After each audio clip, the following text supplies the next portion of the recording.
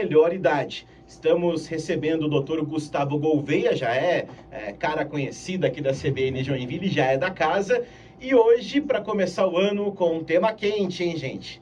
Vamos falar sobre sexualidade depois dos 60.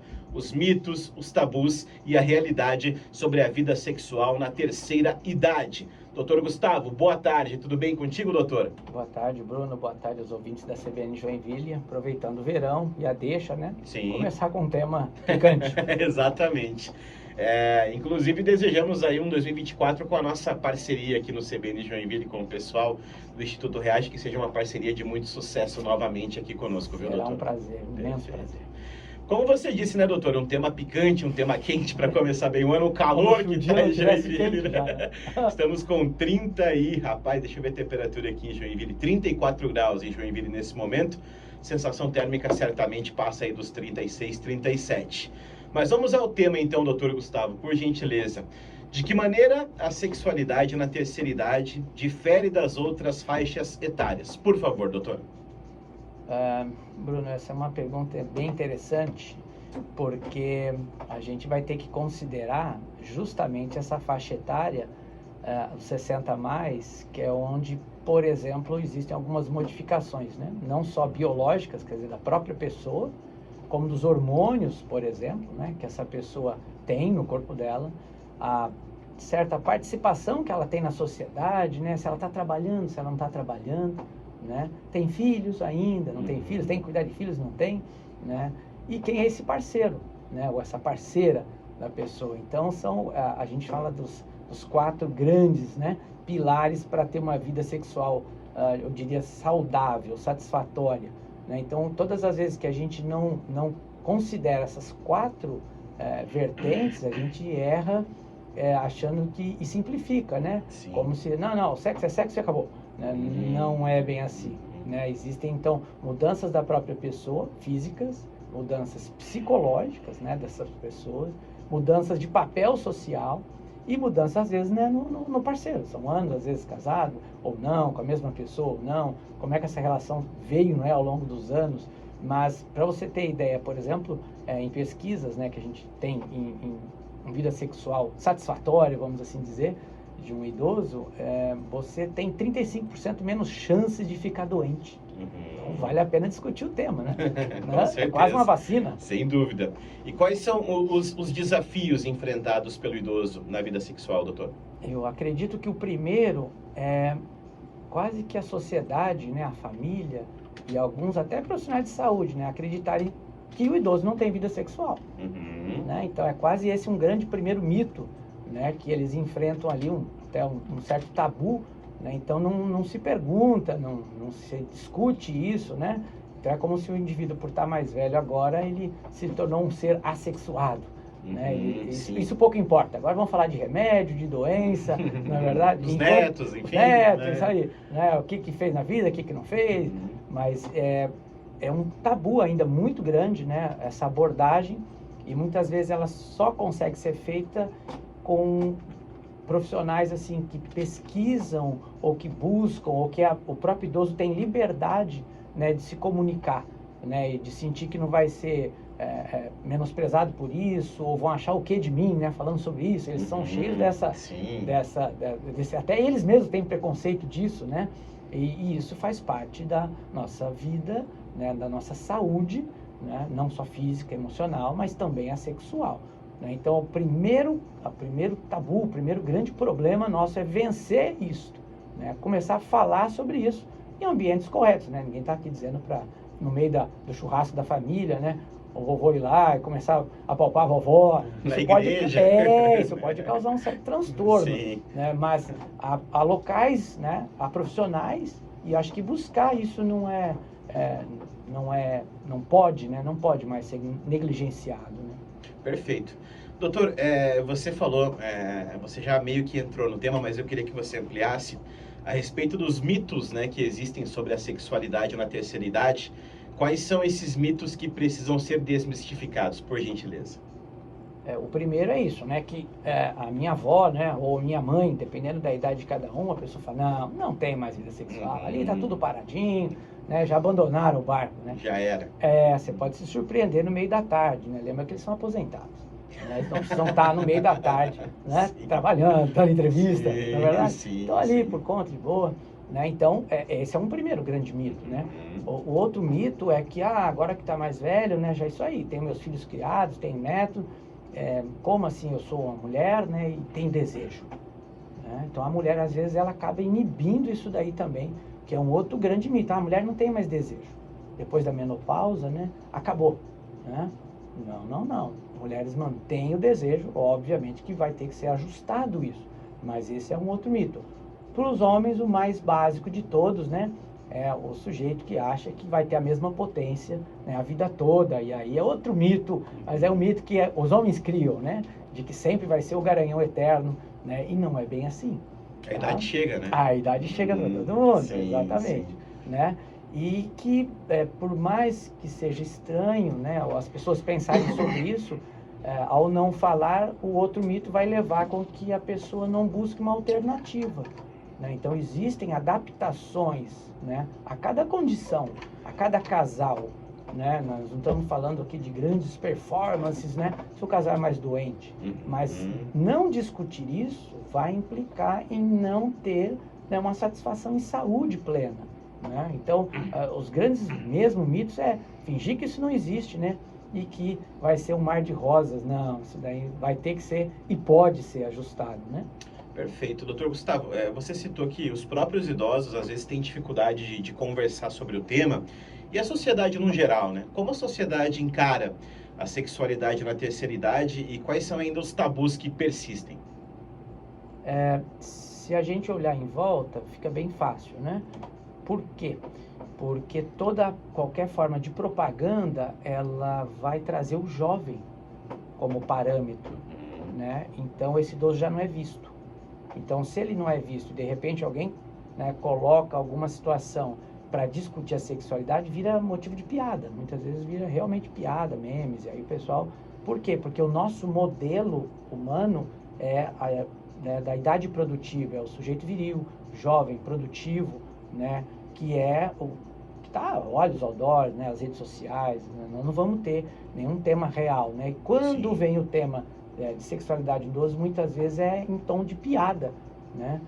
Me mandaram vários agora, porque eu coloquei no Instagram lá que ia ser o tema hoje, mas choveu, até sair de baixo. Isso que eu ia te perguntar, como é que foi a repercussão, Não, doutor? veio piadinhas prontas, sai de baixo, temas que homem é igual cabelo, de tudo que você imaginar, né? E a moça explicando por que homem é igual cabelo, enfim, deu de tudo quanto foi. E repercussão o quê? Engraçada. Sim. Né? Nós, então, de certa forma, ainda, né, felizmente, nós já estamos há mais de um ano aqui na rádio, né, nesse trabalho de formiguinha, que eu adoro, amo, que é ir desmistificando, né, alguns temas, trazendo esse tema, tirando da sombra, né, Sim. trazendo para a luz. Mas eu não gosto. Né? Fazer o quê? Paciência, ele existe, está aqui. Como eu disse, o vô e a avó agora estão lá em casa, né, vendo novela ou estão tomando a siesta, né? Fazendo a siesta, né? Pois é. Esse calor ligou o ar-condicionado, aquela coisa, né? Tem até a música, né? O ar-condicionado no 15, né? Enfim, né? Aí é outra questão, né?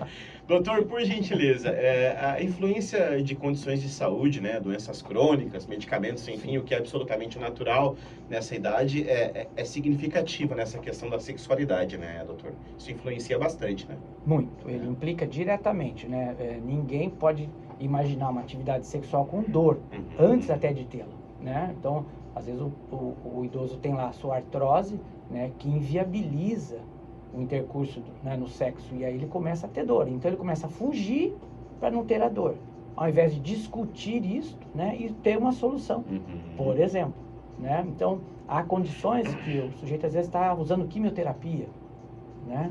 Ora, como é que o outro parceiro, por isso que eu disse que sempre é um quarteto mesmo que a gente tem que avaliar, Sim. Né? Às vezes o parceiro ou a parceira está ali, né, pressionando, mas o sujeito está sob efeito de medicamentos mais intensos, né? Há medicamentos, por exemplo, que a gente precisa usar, a pessoa faz o uso para depressão, ansiedade, e eles interferem na libido. Então, né, essa parceira tem que saber disso, né, para não haver expectativas além de realidades. Né? Mas, de novo, tudo isto adaptado, a gente consegue realmente. O primeiro passo é o tabu, né? É o falar sobre, né? Com um profissional adequado, obviamente, que não vá olhar, né, com aquele olhar meio que de punição, né, de preconceito mesmo, de onde já se viu, falar sobre isso, né? Mas as mulheres, por exemplo, na pós-menopausa, quando a gente, né, imagina uma mulher que ela entrou na menopausa, para se ter uma ideia, ao final do 3º ano, então ela parou ali toda a menstruação, já tem mais de 1 ano, começou a menopausa. Há 3 anos após, 50% delas já tem o que a gente chama de secura vaginal. Então imagina, né, ter um intercurso sexual com dor. E elas não comentam, muitas vezes. Por quê? Parece que porque entraram na menopausa, né, agora a vida é outra, né, cuidar de netos somente, né, e não é. Então existem cremes, existem de novo adaptações que se faz para que essa mulher continue a ter uma vida sexual, por exemplo, ativa, que foi o que ocorreu basicamente com os homens. Se você lembrar da década de 90, foi uma revolução. O tal azulzinho, Sim, não vamos aqui fazer jabá claro. de graça, né? Até porque tem outros concorrentes também, né? Existem até filmes sobre esse tema, né? Da descoberta. Revolucionou o baile. Né? Nunca mais o baile da terceira idade foi o mesmo. Nunca mais, né? Nós reativamos vacina de hepatite B entre idosos. Ficou mais animado o baile. Muito então. mais. O pós-baile também. O pós-baile. Né? O baile e o pós-baile. E o pós-baile. Né? Então, essas revoluções são pequenas, mas elas existem. Né? E quem que vai se beneficiar? Nós mesmos, né? Porque todo dia nós estamos ficando mais velhos. Sim, perfeito. Né? Doutor, você entra num tema bem interessante, que é a questão do medicamento para dar aquela potência, né? Mas não é simplesmente ir na farmácia e comprar o medicamento, né? Tem que falar com um profissional antes para ver se não vai influenciar em alguma outra situação, né, doutor? Esse é um cuidado muito, muito sério, né? Que principalmente aí o caso dos homens, né? Que buscam esse medicamento, ele é viável, ele é bem utilizado quando bem prescrito, né? Ele está aí para isso sim, né? Para melhorar sim a vida sexual dos 60 a mais. Por mais que aí alguns podem falar, para mim não tem nada a ver. Só um detalhe aqui que eu já sei, né? Vocês podem estar em casa achando que não, mas eu já sei porque a gente estuda isso, né? 60 anos, 50% não tem a mesma potência. Então, metade dos homens são mentirosos, né? Porque o outro assume que tem. Onde já se viu chegar numa mesa com os amigos e falar, eu tomo então, azulzinho. Exatamente. Então, esse remédio, por isso, dessa ideia da revolução. Sim. Mesmo, né? Mas o que a gente viu e ainda vê, né? O amigo passa para o amigo, né? Sem conhecer o histórico de saúde, ou no balcão, né? Da farmácia também isso é vendido.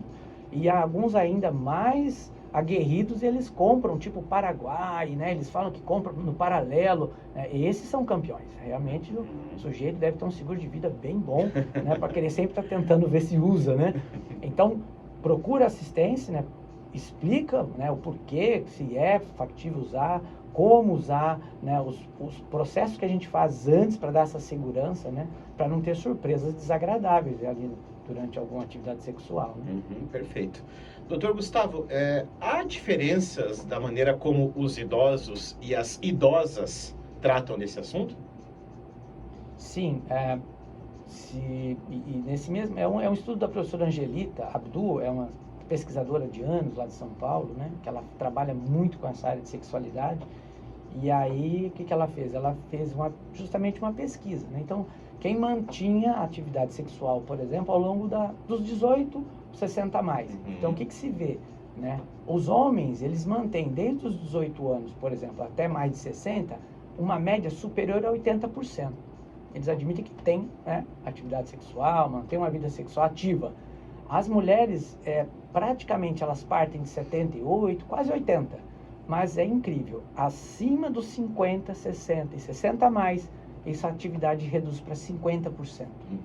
Então você vê que o homem, embora se mantenha, a mulher tem esse impacto, né, na vida com a menopausa que não pode ser negligenciado. E uma outra questão, e aí é bacana para como é diferente, como o homem enxerga e como a mulher, né? Nessa mesma pesquisa, qual foi a pergunta ali? Mais de 3 mil idosos, né? O que realmente importava para esse homem, para essa mulher, como qualidade de vida, né?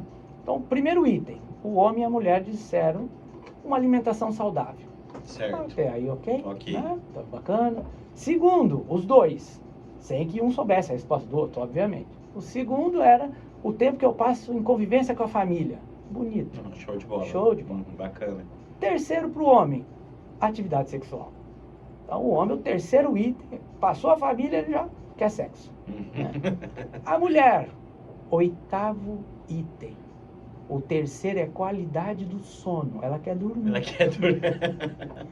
E isso gera um pouco de problema na hora de dormir. As prioridades ali. As prioridades. Né? Então, por aí você já interpreta, né? Para ela até é mais importante um trabalho que goste. Isso faz mais impacto na qualidade de vida para ela do que manter uma atividade. Então, sim, eles enxergam, né, de uma maneira diferente, cada qual com o seu prisma, né? Mas é muito impactante realmente a menopausa na vida feminina, né? 12h23 para você ligado aqui na CBN Joinville.